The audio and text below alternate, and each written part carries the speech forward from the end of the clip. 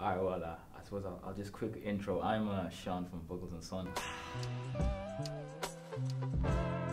Brother Buckles could not be here today. Couldn't make it out of bed, but it's alright. Me and Buckles were in two different bands around. This is probably like 6th year, so about 2012 I think it was. And we'd go to the studio in Dunboyne, which was near where we went to school, and with our 2 or 3 bands, and we'd just kind of rent the studio out for 6 hours and then just play, jam away kind of thing. And then I think it was the 2nd or 3rd year, which is probably 2 years now. Yeah, not last summer, but the summer before.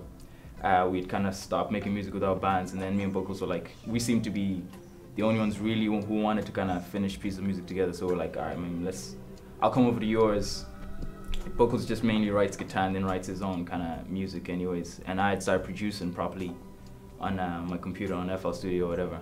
Then I came over to his and was like, yeah, we'll just try and make some music. And we wanted to make some sort of hip hop stuff with other influences, which is initially what it ended up feeding into our EP. So yeah, once I came over to his during the summer, we just started like making random stuff. I remember we were trying to make some sort of jazz track, and we're like, man, you can't write a jazz track just you threw programming drums and you can't do that, dude. The guitar sound is sweet, but then the rest is just we're gonna take them. So I go, let's just simply try and make a hip hop beat kind of thing, and we did that. And then we ended up making the second, I suppose, track that we tried to make was Tuesday, which is the second track on the EP. That's what we had. We were like, all right, we finished that hip hop beat, and then we're like, maybe let's try and just put a project together. And we weren't trying to release this project. We were just like, let's make 5 tracks that we're gonna finish, put together on a little EP, and then just release that. And that was the plan. So initially we just got together during the summer and just tried to make music. That's how we got together, because we just like, man, we just wanna make something. That's how. Yeah, so for the EP, one of the things that we kind of wanted to do was we'd pretty much turn up and be like, what do we want to make today? What have you been listening to this week? So it didn't matter whether it was something it just had to be something we both agreed on, sort of thing. And that's kind of what powered the EP. So like in the EP, we've got some sort of jazz type stuff in there. There's some Javanese type music, because Buckles was writing. He's in like a group of he's in this group where these dudes, they write, it's not even Japanese music, I forgot what it's called. But anyways, yeah, so he was writing this kind of random stuff. So Save It For The Court, which is the first track on the EP, at the end of it, if you hear it, it's just like, I mean, this track goes through a couple of different moods, and then at the end, it's just like, now we're in a forest, and we start doing this random chants that are influenced by whatever we wanted to make then, so you know what I'm saying? But essentially, the EP's experimental, I suppose you could say.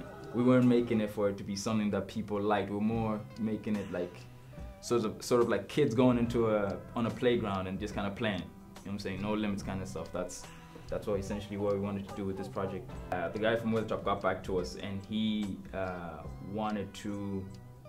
like, nah, we should. Yeah, he wanted to release that on his label, and basically we got to plan, and for any artist that released stuff on their label, they wanted to plan a night or an EP launch where you'd rent out a place, maybe like Grand Social or Twisted Pepper or Wigwam, whatever, and get some people to come or whatever, and then you could play the EPs out, which they did with one of the artists that they'd released before. So we initially we were like, yeah, we'll go along with that idea.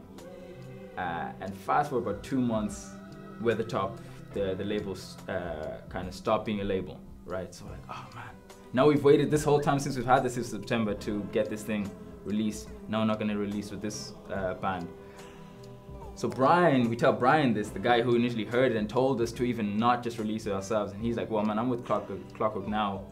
We should, why don't you release it with us? And we're like good friends with Brian, and we're like, yeah, sure, why not? So in a few weeks coming, we have the EP launch. But yeah, through that, at least now we have we're getting to the point that we can actually finally release the EP itself through Clockwork, and we're gonna be playing that in Wigwam, downstairs in the basement. That's where the EP launch is gonna be on, and we're gonna have a couple of DJs on before us, that sort of thing, and then we're gonna play through the EP, which is about 5 tracks. We might have 1 or 2 covers or some exclusive joints that people are gonna get to hear. and we hope people have an experience. Now we don't know what we're gonna cook. Yeah, I mean, when Brian heard it, he was just like, dude, what's this? It was just off the wall kind of thing. We didn't even tell him what it was about. We're just like, listen to this. But we hope people have an experience with it. You know what I'm saying? It's got a couple of different themes, a couple of different moods on it.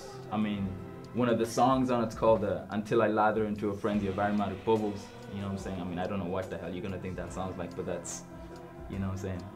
Well, we hope people just enjoy it in a way, like it's not necessarily to be judged or compared to. It's just kind of like, all right, this is just music that some dudes made. There it is.